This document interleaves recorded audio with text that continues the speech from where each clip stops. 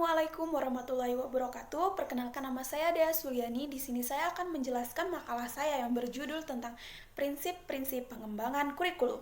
Pengembangan kurikulum adalah sebuah proses yang merencanakan, menghasilkan suatu alat yang lebih baik dengan didasarkan pada hasil penilaian terhadap kurikulum yang telah berlaku, sehingga dapat memberikan kondisi belajar mengajar yang baik.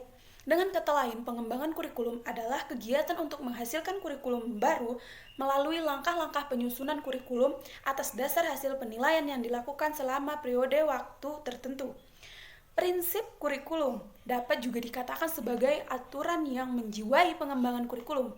Prinsip tersebut mempunyai tujuan agar kurikulum yang didesain atau dihasilkan sesuai dengan permintaan semua pihak, yakni anak didik, orang tua, masyarakat, dan bangsa. Prinsip-prinsip yang akan digunakan dalam kegiatan pengembangan kurikulum pada dasarnya merupakan kaidah-kaidah atau hukum yang akan menjiwai suatu kurikulum. Dalam pengembangan kurikulum dapat menggunakan prinsip-prinsip yang telah berkembang dalam kehidupan sehari-hari, atau justru menciptakan sendiri prinsip-prinsip baru. Oleh karena itu, dalam mengimplementasi kurikulum di suatu lembaga pendidikan, sangat mungkin terjadi penggunaan prinsip-prinsip yang berbeda dengan kurikulum yang digunakan di lembaga pendidikan lainnya, sehingga akan ditemukan banyak sekali prinsip-prinsip yang digunakan dalam suatu pengembangan kurikulum. Pentingnya keberadaan prinsip pengembangan kurikulum.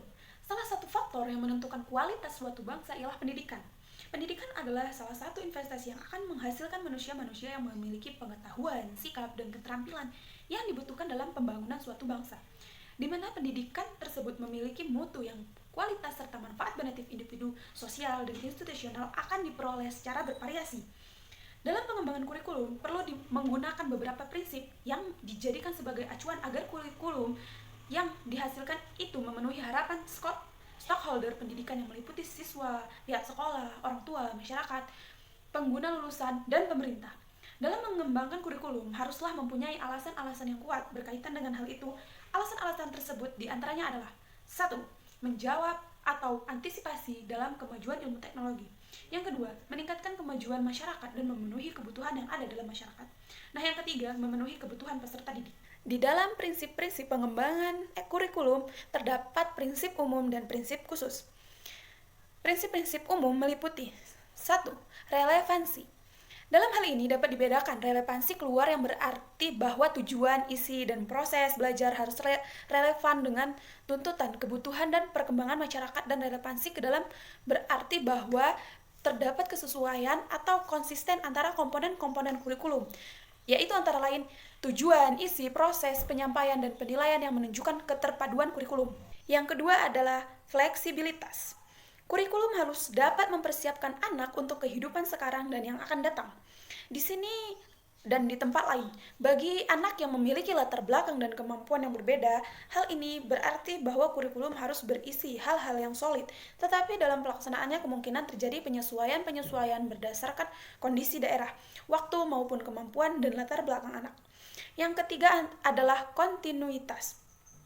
Terkait dengan perkembangan dan proses belajar anak yang berlangsung secara berkesinambungan, maka pengalaman belajar yang disediakan kurikulum juga hendaknya berkesinambungan antara satu tingkat kelas dengan kelas lainnya, antara satu jenjang pendidikan dengan jenjang lainnya, serta antara jenjang pendidikan dengan pekerjaan.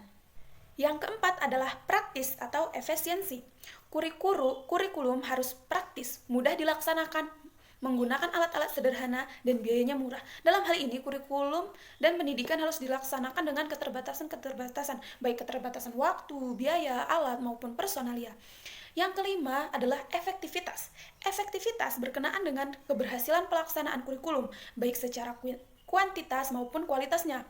Kurikulum merupakan penjabaran dari perencanaan pendidikan dari kebijakan-kebijakan pemerintah. Dalam pengembangannya, harus diperhatikan kaitan antara aspek utama kurikulum, yaitu tujuan, isi, pengalaman belajar, serta penilaian dengan kebijakan pemerintah dalam bidang pendidikan. Nah, yang selanjutnya adalah prinsip-prinsip khusus dalam pengembangan kurikulum meliputi. Yang pertama, prinsip berkenaan dengan tujuan pendidikan. Tujuan pendidikan merupakan pusat dan arah semua kegiatan pendidikan, sehingga perumusan komponen pendidikan harus selalu mengacu pada tujuan pendidikan yang telah ditetapkan. Tujuan ini bersifat umum atau jangka panjang, jangka menengah, dan jangka pendek. Yang kedua adalah prinsip berkenaan dengan pemilihan isi pendidikan. Dalam perencanaan kurikulum perlu mempertimbangkan beberapa hal, yaitu perlunya menjabarkan tujuan pendidikan ke dalam bentuk perbuatan hasil belajar yang khusus dan sederhana. Isi bahan pelajaran yang harus meliputi segi pengetahuan, sikap, dan keterampilan, dan unit-unit kurikulum harus disusun dengan urutan yang logis dan sistematis. Yang ketiga, prinsip berkenaan dengan pemilihan proses belajar mengajar.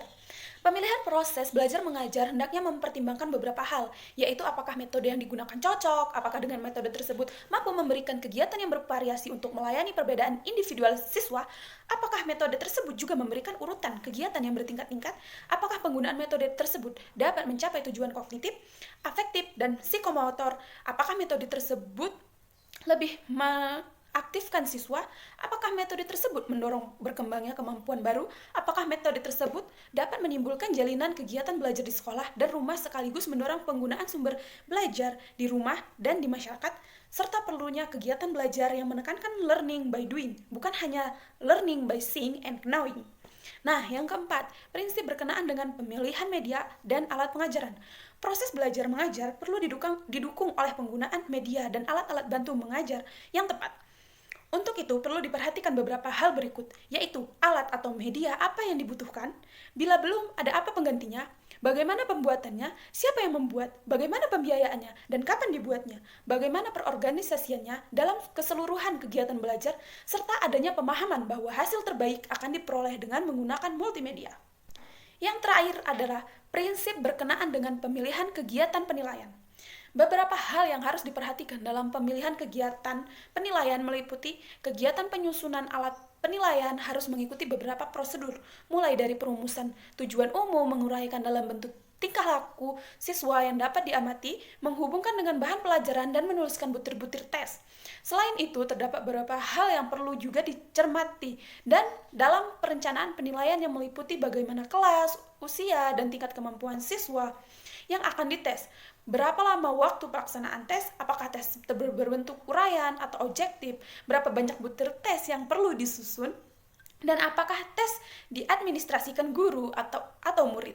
Baik, mungkin hanya ini saja yang dapat saya sampaikan pada prinsip-prinsip pengembangan kurikulum. Lebih dan kurangnya saya mohon maaf. Billahi taufiq wal hidayah. Wassalamualaikum warahmatullahi wabarakatuh.